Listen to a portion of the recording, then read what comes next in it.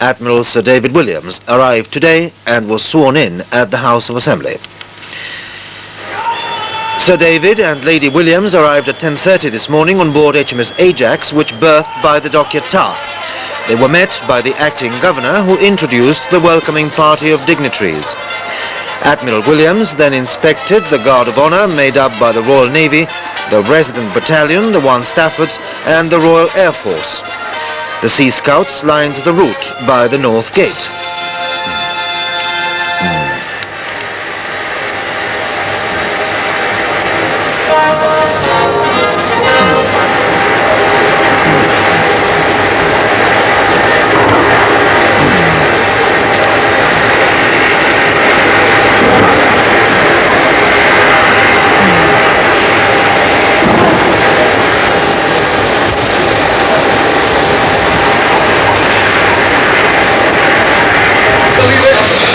The Governor-designate and his wife then drove to the House of Assembly.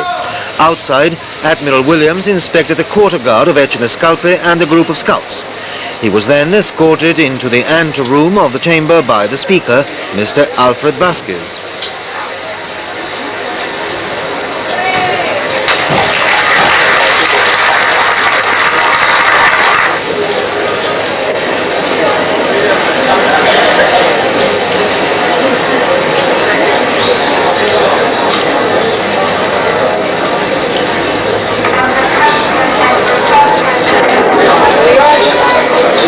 And after the proclamation was read, the Governor-designate took his oath of office.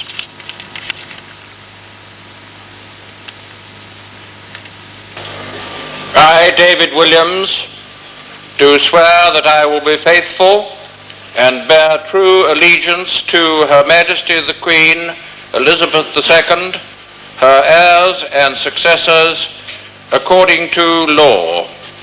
So help me God. After the swearing-in, the Governor's flag was broken above the House of Assembly and a 17-gun salute was fired. The Port Sergeant and drummer entered the chamber and handed the keys of Gibraltar to the acting Governor, who in turn handed them to His Excellency Admiral Sir David Williams. The Chief Minister, Sir Joshua Hassan, then welcomed the Governor and spoke about the problems facing Gibraltar. The Gibraltar government will do all in our power to cooperate with you in a spirit of understanding, so that the government as a whole may be able, as in the past, to work for the good of Gibraltar and its people. Although we are an isolated community, we are fully aware of and fully realize the difficulties, particularly the economic difficulties, which many other countries are facing in the world today, not least the United Kingdom itself. I have no wish to exaggerate our problems against this background. But there are, I think, two important differences. The first is that the foreign power wishes to take over Gibraltar. The second is that in this situation, a community as small as ours and subjected to the limitations to which I have referred earlier needs help from outside. If I may for a moment look on the bright side, I can assure Your Excellency and Lady Williams that you will find the people of Gibraltar to be a warm and friendly people, and I hope and trust that we will both enjoy your stay among us. The leader of the opposition, Mr. Peter Isola, also welcomed the Governor on behalf of the opposition. He highlighted the economy and uncertainties which face the ROC.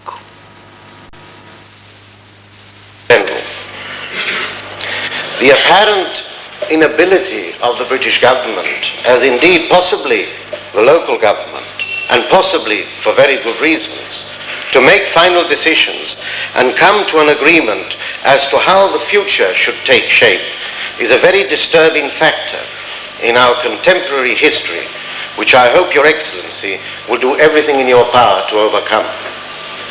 I hope that with your arrival in Gibraltar, a fresh look and a fresh approach will be made to the serious economic problems facing Gibraltar as a result of Her Majesty's government's decision to close the naval dockyard.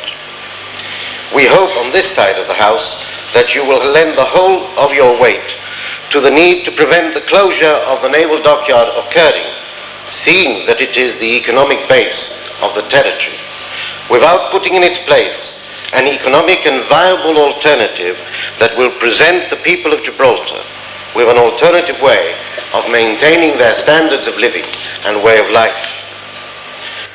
In reply, the governor gave his thanks for the warm welcome he'd been given, and he spoke about his contact with Gibraltar during his career in the Navy. His Excellency then referred to what he expected during his term of office. During my time as Governor and Commander-in-Chief, I look forward to the early restoration of normal relations and the development of sensible cooperation with Spain. This must, of course, take place against the background of the pledge contained in Gibraltar's Constitution that Her Majesty's government will never enter into arrangements under which the people of Gibraltar would pass under the sovereignty of another nation against their freely and democratically expressed wishes. My wife and I look forward to meeting and getting to know the people of Gibraltar. We look forward